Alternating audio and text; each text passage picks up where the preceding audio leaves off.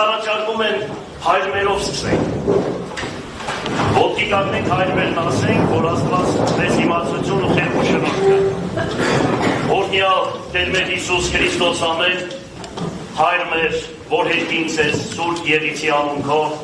եկես սե արկայություն քո, Եղիցին կամ քո, որպես երկինս եւ երկրի։ Զած մեր հանապազոր տուր մեզ այսօր,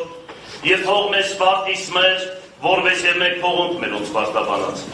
Եվ մի տանիրս մեզի փորձություն այլ փրկյաց մեզի չարեն,